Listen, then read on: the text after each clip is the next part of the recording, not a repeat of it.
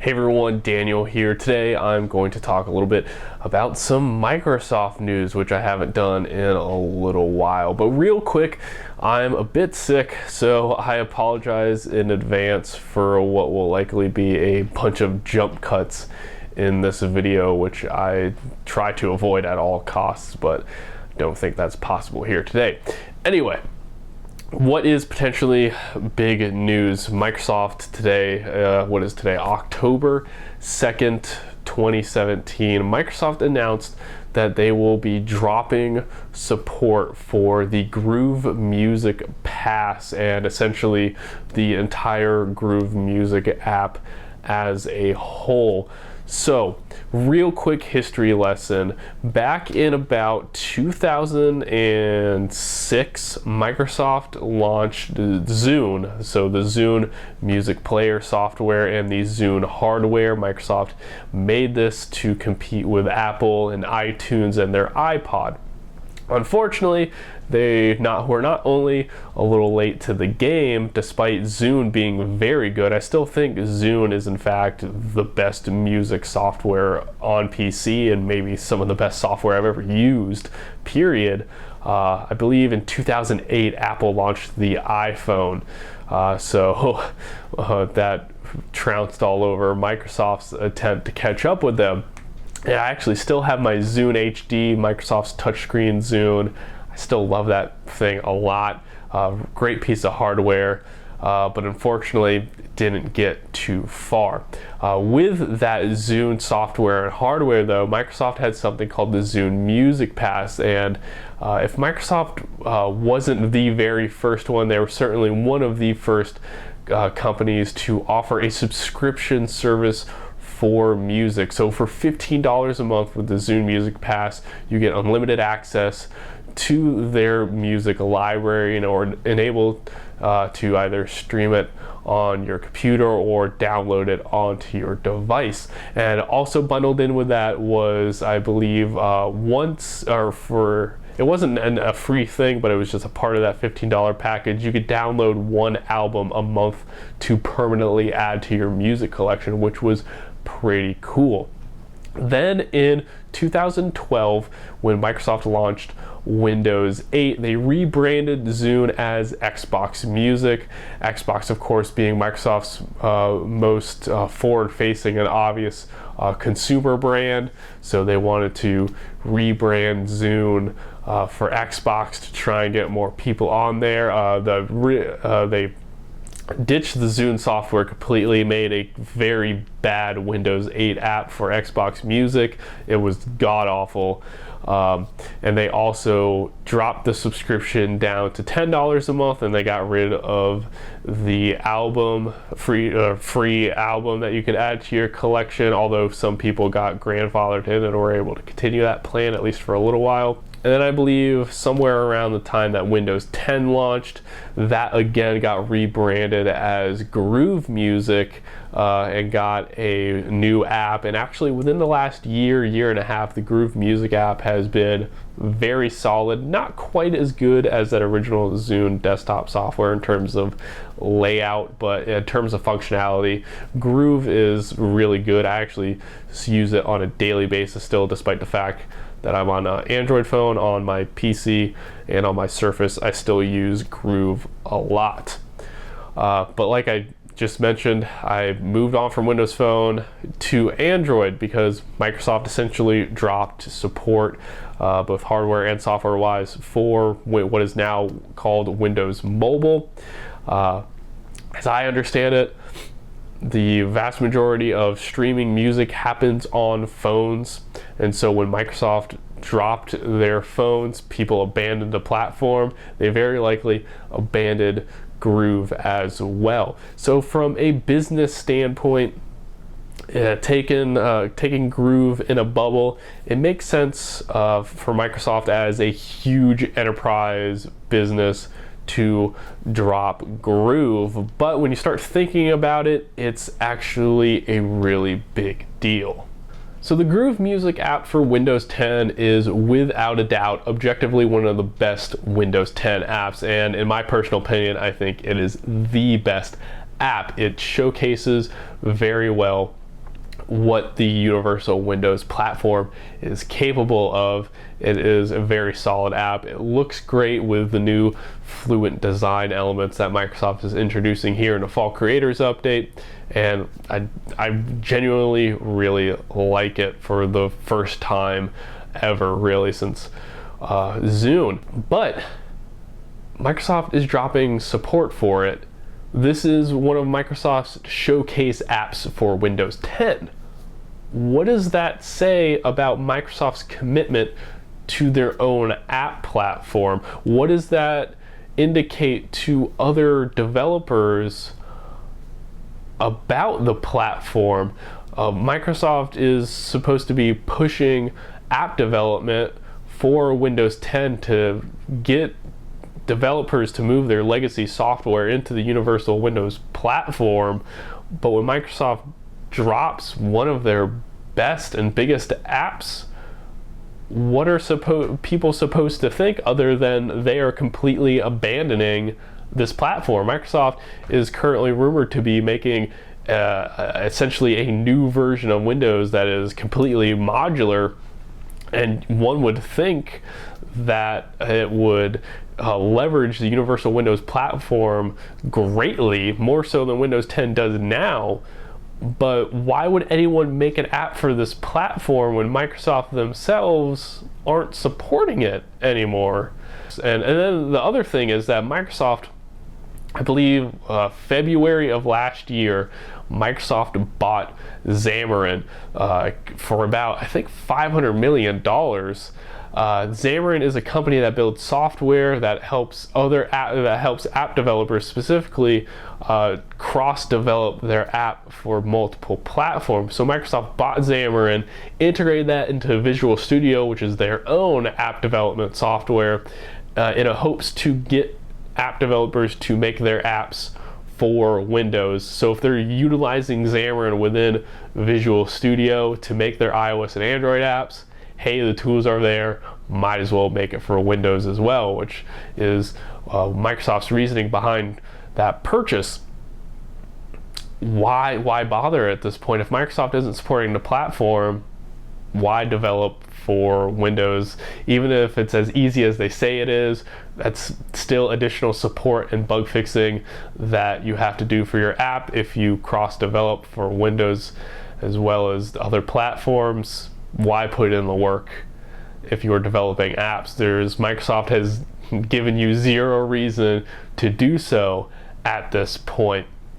And Microsoft is now essentially abandoning all consumer-facing products that they have, with very few exceptions. They, of course, abandoned the mobile market, and so when they ever release a Surface phone, no matter how amazing the hardware is, why should I buy into yet another mobile platform that Microsoft is completely willing to abandon if it doesn't make them money or get incredibly big? I feel like for sure Microsoft is, by abandoning Groove, whether they intend to or not, they are showing that the store, the Universal Windows platform, doesn't matter. They have no stock in it. If they're willing to take major apps out of the store, and Groove Music the app itself will still be around, but only for playback of local media and media you have in OneDrive. Considering most people these days are streaming music, doesn't really matter. And Microsoft actually, funnily enough, they put out an email today saying, hey, we're excited to announce a new partnership with Spotify. You'll be able to import all of your Groove Music playlists into Spotify. Also, Groove Music's not going to work in 2 months. Okay, bye. It's astounding, the wording they're trying to put behind this announcement. So yeah, I think it's inarguable. There's no other way to see it that Microsoft is abandoning any credibility, any confidence they have in UWP in the store by dropping Groove. It's huge. It makes sense. Again, Groove in a bubble, not a whole lot of people using it. For Microsoft, as big of a business as they are, it makes sense. But if you're a consumer bought into the Microsoft ecosystem, you have to wonder, what else are they going to drop? I can guarantee you, I would bet probably within the next 6 months, let's say 12 months to be on the safe side, they're going to drop the movies and TV, or TV and movies app, whatever it's called, the app they have that you can buy and rent movies and television shows. That's going to be gone within the next year or two. Like, if they're abandoning Groove, there's no way they're not going to abandon that. Maybe the only way I can see them keeping that if there's a high amount of usage on Xbox for that. I don't know what the numbers are for that. That's the only saving grace that movies and TV has at this point in the Microsoft ecosystem, is if there's a lot of people using that on Xbox. If not, that thing's gone. That is going to be gone ASAP as well. So you have to wonder, like, what could be next. Hopefully not OneDrive. I use OneDrive a lot. Office obviously isn't going anywhere either, but you have to wonder if they're going to continue supporting Outlook and the Outlook web portal that they have, because the desktop version of Outlook is very different. The consumer Outlook is different from what you and I use. So 6 months from now, I wouldn't be surprised if Microsoft says, and we're proud to be partnering with Google and Gmail. So, like, that's not out of the realm of possibility now, honestly, because they conceded the music market to Spotify, which officially has a monopoly. Beyond that, I'm starting to question whether it makes any sense for anyone to own a Windows device, because for the normal consumer, what is there at this point? If you don't need a Windows machine for work, if you're not a student that needs a regular typing experience, that a laptop provides, and if you don't, unless you need it for production work, or if you're an artist, or if you game on PCs, the average person doesn't need a Windows 10 PC. Microsoft continually delays features for Windows 10, and then the features they do add to Windows 10, they seemingly forget they exist. One of the big features that I was looking forward to seeing the development of is the Ink Workspace, which I think was introduced in the anniversary update for Windows 10. It's supposed to explode the pen input for Windows. It's supposed to make it amazing, and then all these features that apps can add to, and pen input becomes so much better. We haven't heard a single thing about the Ink Workspace since it was announced. They certainly haven't added any features to it, and as far as I'm aware, they haven't showcased any apps utilizing the new Ink Workspace features, if there are any apps utilizing the Ink Workspace features these days. Then features they're announcing for the most recent updates keep getting delayed into the next updates, or are significantly scaled back from what they initially announced. And a lot of those features kind of are like minuscule and aren't adding a whole lot to the system. So the average person should just get an iPad or an Android tablet, honestly, and then hook up a Bluetooth keyboard if they need that. Because on there, they're gonna get a thriving app ecosystem. Microsoft is essentially, as far as I'm concerned, abandoning their app ecosystem with the announcement of them abandoning Groove. That's such a huge app, so for them to just willy-nilly drop it, then that means they're willing to drop the whole thing, as far as I'm concerned. And so even if you're a drawer, someone who draws, you can get an iPad because it has a great stylus. Or if you want a stylus for the occasional note taking, then you can get one of Samsung's tablets. You don't need to buy a $1,500 Surface. With Windows, that you're going to only have like Internet Explorer on, Edge and the Office apps. Meanwhile, the iPad technically doesn't do as much as a Surface, and it costs just as much, if not more. But for the average person, that app ecosystem could mean a lot. There's a lot there for people to use, and that's just not going to be there on a Windows machine anymore. And so I'm less likely to recommend Surface products to people these days. I still love my Surface Pro 3, but like what Microsoft is doing with their consumer-facing divisions, you have to wonder what their plan is, if there even is a plan. I don't think Surface is going to go anywhere. If you go out and buy a Surface, tomorrow, or you just got one, that's $1 billion business for Microsoft. Surface is not going anywhere anytime soon. You don't have to worry about them dropping support a couple of years from now in case something happens to your Surface or anything like that. That's still going to be supported for many more years to come. They're still going to put out a ton more Surface devices. Guarantee it. Similar with Xbox. Xbox is also an exception to when it comes to Microsoft's consumer-facing stuff. While Xbox One is behind the PlayStation in terms of sales, the Xbox One is selling better than the Xbox 360 at the same point in its life cycle. So that's a good sign at the life of the Xbox One. Xbox Live subscribers numbers are up and all that jazz. And more importantly, Phil Spencer, the head of Xbox, just got a promotion to, I think, some sort of VP role. What I do know is that he's now sitting on the board of senior Microsoft executives. So Satya Nadella, at the very least, is taking Xbox seriously. And so I don't think Xbox is going anywhere anytime soon as well. However, under Satya Nadella, Microsoft seems very willing to drop anything that is not making them money or is too big to quit, something like Xbox.